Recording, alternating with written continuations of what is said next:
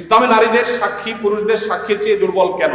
অর্থাৎ দুইজন মহিলার সাক্ষী একজন পুরুষের সাক্ষী সমপর্যায়ের, বিষয়টি বুঝিয়ে বললে ভালো হতো। দেখুন, ইসলামে সাক্ষ্য দেওয়ার ক্ষেত্রে একজন পুরুষের সাক্ষ্য দুইজন নারীর সাক্ষ্য সমান।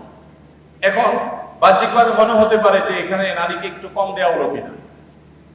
তো এটার মূল উত্তরে প্রবেশের আগে আমি যেটা বলতে চাই তা হলো, আল্লাহ রাব্বুল আলামিন আমাদেরকে যে বিধিবিধান দিয়েছেন তার সবগুলো যথোপযুক্ত। আল্লাহর বিধানের কোনোটার উপযুক্ততা যথার্থতা যদি আমার বুঝে না আসে, তাহলে বুঝতে হবে এটা আমার সীমাবদ্ধতা। এটা আমার সীমাবদ্ধতা। আমি সৃষ্টি হয়ে স্রষ্টার সকল আদেশ নিষেধের তাত্ত্বিক তাৎপর্য এবং তার যৌক্তিক দিক এটা আমার উদ্ধার করতে পারাটা আবশ্যক নয়, বরং যুক্তির দামি হলো আমি সৃষ্টি হয়ে স্রষ্টার সব আদেশ নিষেধের যথার্থতা আমার বুঝে আসবে না, এ না আসাটাই বরং স্বাভাবিক। একজন সামান্য গাড়ি চালক, সামান্য একজন প্রহরী, একজন ছোট চাকরি করা মানুষ, তিনি প্রতিষ্ঠান মালিকের অনেক সিদ্ধান্তের যৌক্তিকতা বুঝতে পারেন না, না পারাটাই স্বাভাবিক। কারণ তিনি যদি সবকিছুর যৌক্তিকতা ধরে ফেলতেন তাহলে তিনি তার পর্যায়ে পৌঁছে যেতেন। আল্লামা ইকবাল বলেছেন, জু সমঝ মে আ গই ও ফির খুদা কিউ কর হুয়া। যাকে আপনার বিবেক বুদ্ধি দিয়ে সবকিছু রপ্ত করতে ফেলেছেন তিনি আবার আল্লাহ হয় কিভাবে? আল্লাহ তো সে মহান সত্তা যে আপনার বিবেক দিয়ে বুদ্ধি দিয়ে তার সবকিছুকে আপনি রপ্ত করতে পারবেন না। এখানে তো তার বিশালত্ব, এখানে তো তার মহত্ব। ছোট একটা উপমা দেই। এখন বিদ্যুৎ আছে আমরা জানি, আমাদের ঢাকা শহরে যে তারগুলা ঝুলে আছে এক এক এলাকায়, আপনার যে রাস্তাঘাটে পিলারের রাস্তার ধারে পিলারে যে সমস্ত তারগুলো ঝুলে আছে, বিরাট জঞ্জাল, দেখতে খুব দৃষ্টিকটু লাগে। আমাদের অনেক কিছু হয়েছে কিন্তু তারগুলো দেখতে খারাপ দেখা যায়। এখন ধরা যাক আজ থেকে 100 বছর আগের একজন মানুষ পৃথিবীতে এখন ফিরে আসছে। যুক্তির খাতিরে শুধু আমরা ধরে নিই যে একজন মানুষ 100 বছর আগের ছিলেন, তিনি ফিরে এসেছেন। তিনি এই বৈদ্যুতিক যে টেকনোলজি এ সম্পর্কে কোনো ধারণা তার নাই। এই ভদ্রলোক এসে সুন্দর করে একটা চাকু নিয়ে বা ধারালো কিছু নিয়ে তিনি এই তারগুলো একেবারে পরিপূর্ণভাবে সাফ করে দিয়েছেন কেটে। কারণ এগুলো দেখতে খারাপ দেখা যাচ্ছিল, শহরের সৌন্দর্য নষ্ট করছিল, তিনি পরিষ্কার করে দিয়েছেন। তার এই পরিষ্কার করার কারণে তাকে গ্রেফতার করে থানা জেলে নেওয়া হলো। এরপরে তার নামে মামলা হলো, তার নামে মৃত্যুদণ্ডের রায় আসলো এবং তাকে মৃত্যুদণ্ড দিতে নেওয়া হলো।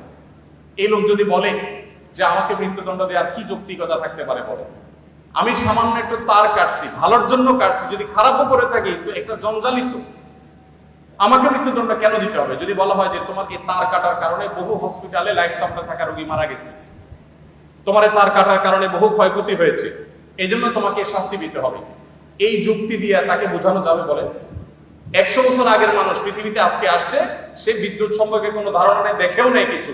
এই লোককে যতই যুক্তি দিয়ে বোঝানো হোক যে তোমার সামান্য এই তার কাটার কারণে অনেক ক্ষতি হয়ে গেছে, এটা কি সে বুঝবে?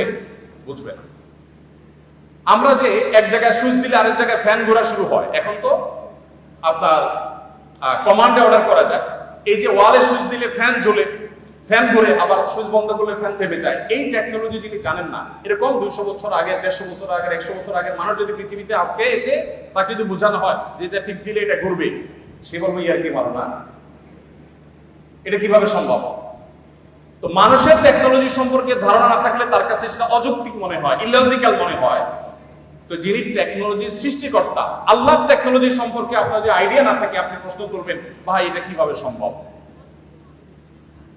আমরা একবার সুবহানাল্লাহ বললে এতগুলো গাছ হয়ে যায়, জান্নাতে এটা এটা হয়ে যায়, এগুলো শুনে আমাদের মনে প্রশ্ন জাগতে পারে কিভাবে সম্ভব? মুখ দিয়ে সুবহানাল্লাহ বলবো আর ওখানে গাছ হয়ে যাবে, কেমনে সম্ভব? এখন আপনারা ভয়েস কমান্ড সম্পর্কে জানেন। ভয়েস কমান্ড এমন ভাবে সেট করা সম্ভব যে এখান থেকে আপনি ভয়েস কমান্ড দিবেন, আরেক জায়গায় কাজ শুরু হয়ে যাবে। সম্ভব না? সম্ভব না। তো মানুষের টেকনোলজি যদি এই হয়, তাহলে আল্লাহর টেকনোলজি কি না হতে পারে? তো এই জন্য ভাইকে আমি প্রশ্ন উত্তর প্রথমে বলতে চাই, আমি হয়তো একটা যুক্তি আপনাকে দিতে পারবো। সবচেয়ে বড় যুক্তি হলো আল্লাহ রাব্বুল আলামিন নির্দেশ করেছেন মেয়েদের 2 জনের সাক্ষ্য পুরুষদের 1 জনের সাক্ষ্যের সমান। এর পেছনে যুক্তিকতা কি, তাৎপর্য কি, যথার্থতা কি, আমার বুঝে আসুক আর না আসুক, এটাই সত্য, এটাই বাস্তবতা, এর নামে ঈমান। আর যদি বলেন যে আমার বুঝে আসলে আমি মানবো, না বুঝে আসলে মানবো না, তাহলে তো আল্লাহর প্রতি ঈমান আনলেন না, আপনার বুঝের প্রতি ঈমান আনলেন। যাই হোক, এখানে সাক্ষ্যের একটা ব্যাপার হলো যে সাধারণত সাক্ষ্য দেওয়ার যে বিষয়গুলো ঘটে এগুলো পুরুষরাই সাধারণত দেখে, মেয়েদের দেখার পসিবিলিটি কম থাকে। তারা থাকেন পর্দায়, তারা থাকেন বাসা বাড়িতে, তারা থাকেন নিজস্ব আঙ্গিনা, নিজস্ব আলোয়, পুরুষদের সাক্ষ্য দেওয়ার সম্ভাবনা এবং তাদের সাক্ষ্য দেওয়ার সুযোগ অনেক বেশি থাকে। নারীদের জন্য সেটা অনেক কঠিন থাকে, তারা থাকেন পর্দার মধ্যে। তাদের পর্দার মধ্যে থেকে সাক্ষ্য দেওয়ার জন্য সংশ্লিষ্ট বিষয়ে দেখা, প্রত্যক্ষ করা তুলনামূলকভাবে একটু কঠিন এবং সম্ভাবনা অনেক কম।